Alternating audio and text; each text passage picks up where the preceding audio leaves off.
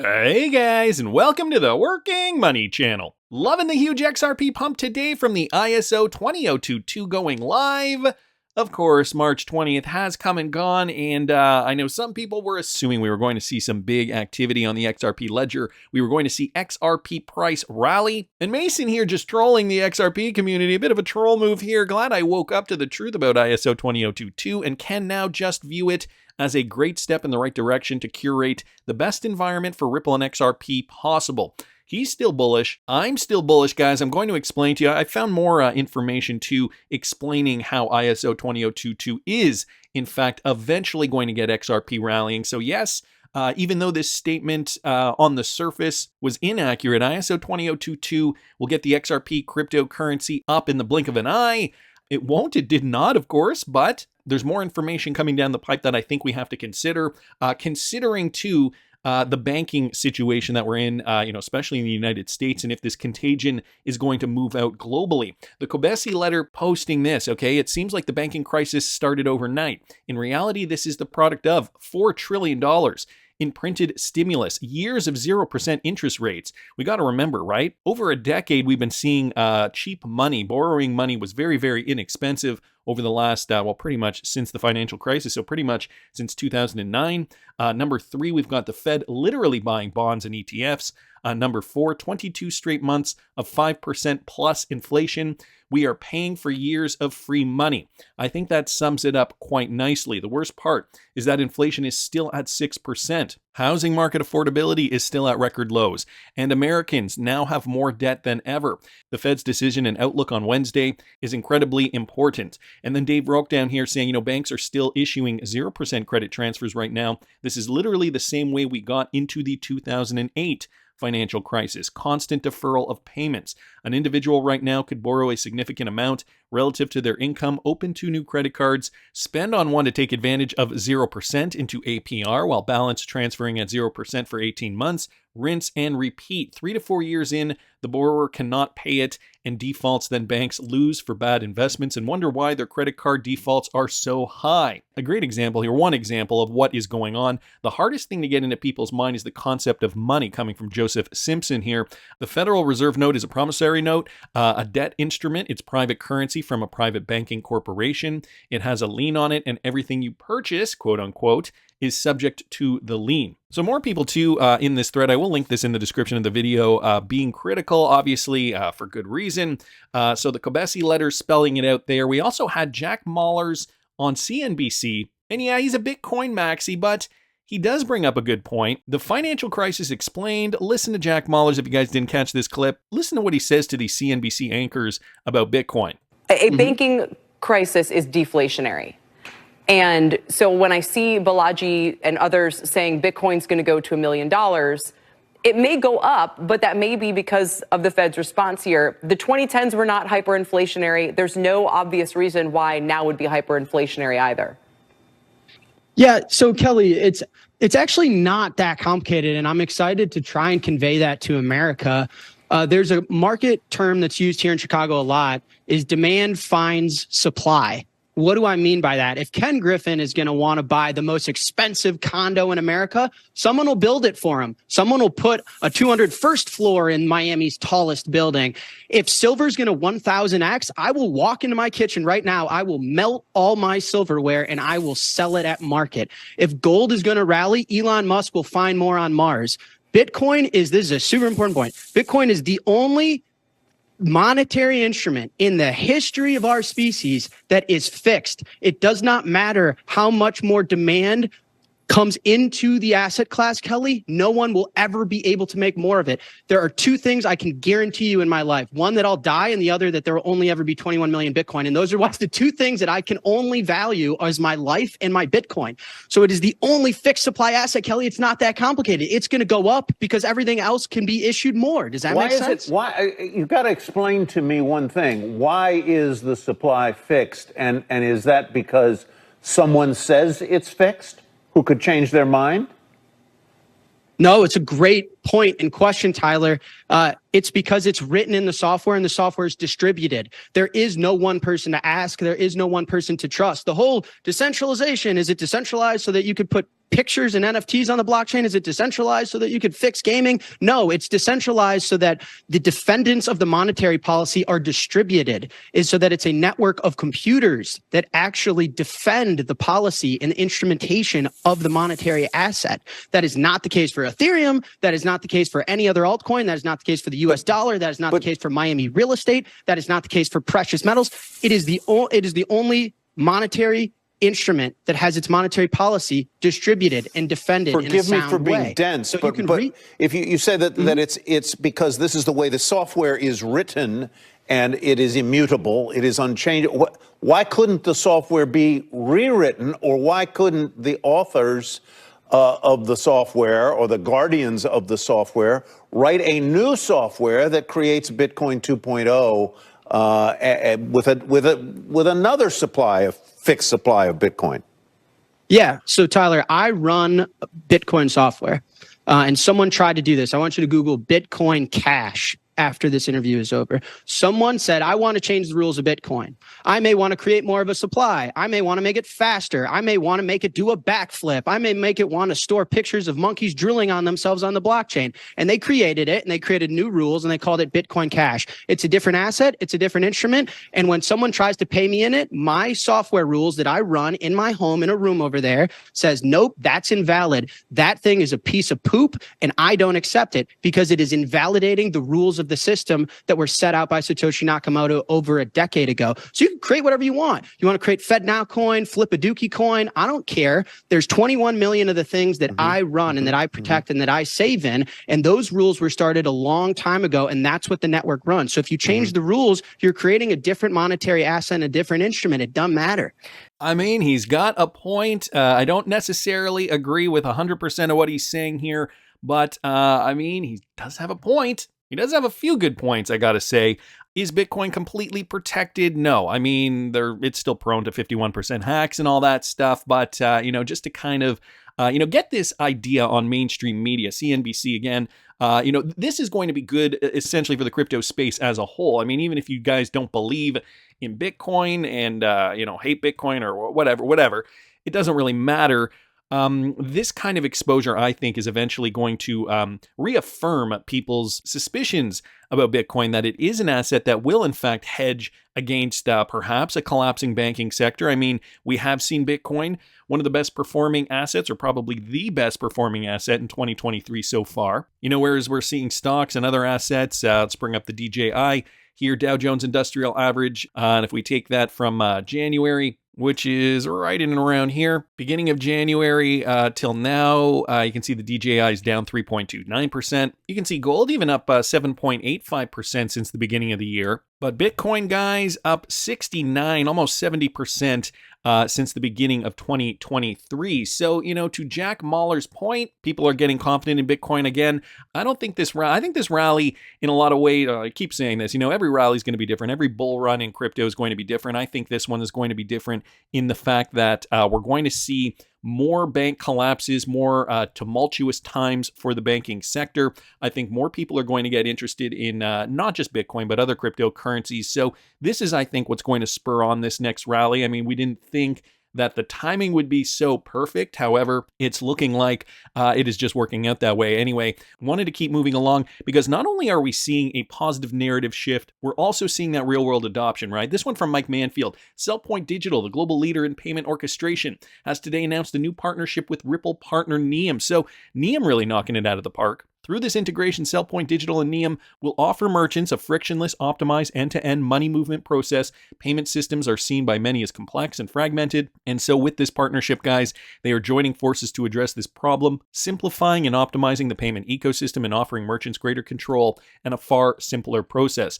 Neum empowers on-demand money movement, of course, since they are a Ripple partner. That's very easy for them to do. Its global network of regulatory licenses, compliance services, and world-class APIs are designed to make the complexities of global commerce invisible. Merchants can pay employees, suppliers, local sellers, and partners wherever they do business seamlessly through a single platform. And the unique point about this is that SellPoint Digital also is interested. They want to really deliver the frictionless commerce experience. Its payment orchestration platform, the first of its kind, was designed from day one to optimize payment efficiencies and provide authorization and reconciliation globally and across multiple acquirers. So we already have, that same kind of ideology from SellPoint. Want to deliver a frictionless commerce experience. Of course, we got Neum, a Ripple-enabled company that also does provide frictionless payments. A match made in heaven, most likely, so wanted to thank Mike for pointing that out. Also happened to see this guy's from Mike Manfield. Ripple partner Finastra today announced a new partnership with Aspire. And so Aspire is a global technology services firm,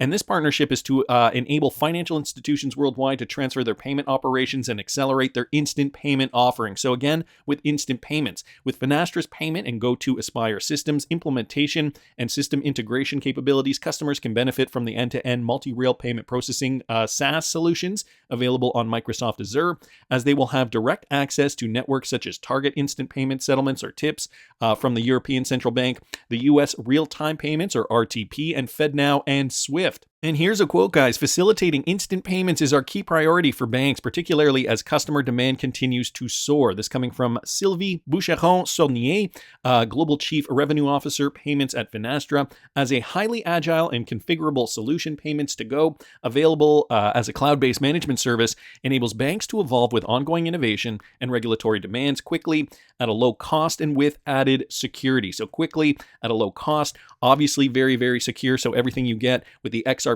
ledger running on DLT technology through RippleNet, through this partnership with Finastra. By partnering with Aspire Systems, we can deliver our evergreen solution to financial institutions globally through the organization's expertise in delivering and implementation, as well as its value-added services, such as for variable reoccurring payments, request to pay, and confirmation of payee. And I found it interesting just up here that they are targeting these enterprise-grade solutions. Again, Target Instant Payments TIPS from the ECB, the European Central Bank, US real-time payments, as we know, RTP, FedNow, and SWIFT particularly.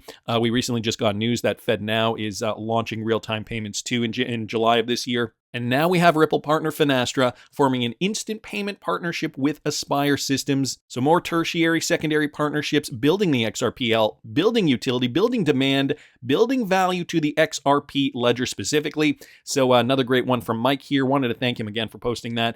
So guys, we really do have to take stock in what is going on. Can you see what is taking place here? This one from Matthew Liny.